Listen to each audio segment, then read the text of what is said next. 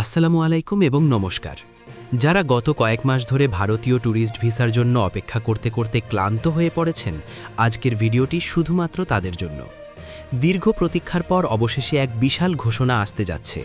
ভারতের নবনিযুক্ত হাই কমিশনারের সরাসরি হস্তক্ষেপে আগামী 20 এপ্রিল থেকে বাংলাদেশিদের জন্য ভারতীয় ট্যুরিস্ট ভিসা ব্যবস্থায় আসছে এক বৈপ্লবিক পরিবর্তন। তবে মনে রাখবেন, এই ঘোষণাটি যেমন খুশির, তেমনি এটি আপনাদের জন্য একটি বড় সতর্কবার্তাও বটে।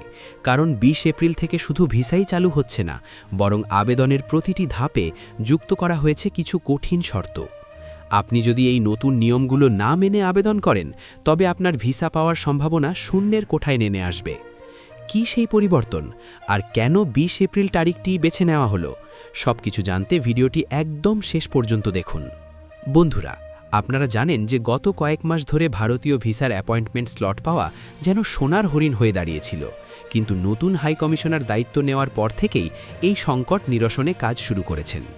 সূত্র মতে, আগামী 20 এপ্রিল থেকে ভারতীয় ভিসা আবেদন কেন্দ্র বা আইভিএসি তাদের সার্ভারকে সম্পূর্ণ নতুন এবং আধুনিক প্রযুক্তিতে আপডেট করছে। এই আপডেটের ফলে দালালেরা আর আগের মতো রোবট বা স্ক্রিপ্ট ব্যবহার করে একসাথে শত শত স্লট বুক করতে পারবে না। অর্থাৎ এখন থেকে সাধারণ মানুষ ঘরে বসেই সহজে স্লট পাবেন। তবে এই সহজ সুবিধার পাশাপাশি স্ক্রিনিং বা যাচাইকরণ প্রক্রিয়াকে করা হয়েছে কয়েক গুণ বেশি শক্তিশালী। চলুন এবার আলোচনা করি সেই 10টি নতুন নিয়ম নিয়ে, যা 20 এপ্রিল থেকে কার্যকর হতে যাচ্ছে। আর্থিক স্বচ্ছতা। এখন থেকে ব্যাংক স্টেটমেন্টে শুধু মোটা অঙ্কের টাকা থাকলেই হবে না, টাকার উৎস বা সোর্স অফ ফান্ড পরিষ্কার হতে হবে। Digital trade licence.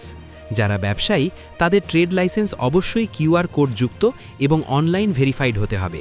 অ্যানালগ বা পুরানো কাগজের লাইসেন্স এখন সরাসরি বাতিল হতে পারে। Utility bill verification. বর্তমান ঠিকানার প্রমাণ হিসেবে বিদ্যুৎ, গ্যাস বা পানির বিলের অনলাইন কপি জমা দিতে হবে। তথ্যে সামান্য অমিল থাকলে আবেদন গ্রহণ করা হবে না। সদ্য তোলা ছবি।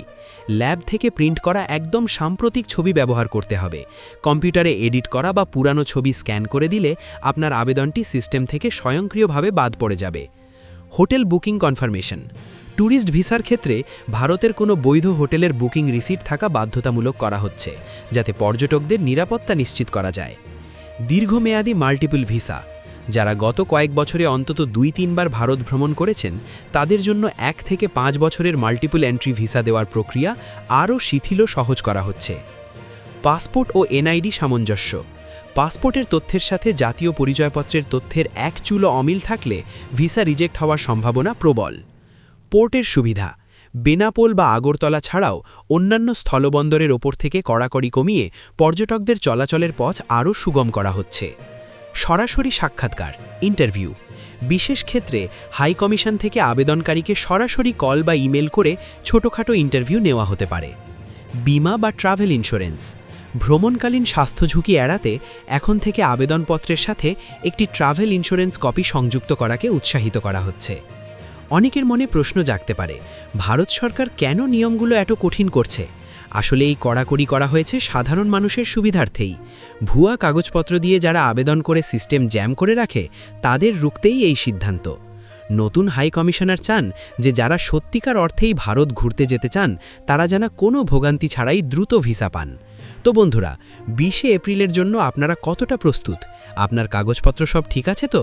মনে রাখবেন, ভিসা পাওয়ার জন্য কোনো দালালের খপ্পরে পড়বেন না, নিজের আবেদন নিজেই করুন। আপনি যদি এই নতুন নিয়মে ফর্ম পূরণের একটি প্র্যাকটিক্যাল ভিডিও দেখতে চান, তবে কমেন্ট বক্সে ইয়েস লিখে জানান। ভিডিওটি ভালো লাগলে লাইক দিন এবং সবার সাথে শেয়ার করে দিন, যাতে কেউ ভুল তথ্যের কারণে প্রতারিত না হয়। আর নিয়মিত এমন আপডেট পেতে আমাদের চ্যানেলটি সাবস্ক্রাইব করে বেল আইকনটি চেপে রাখুন। দেখা হবে পরের ভিডিওতে। ততক্ষণ ভালো থাকুন, সুস্থ থাকুন। আল্লাহ হাফেজ।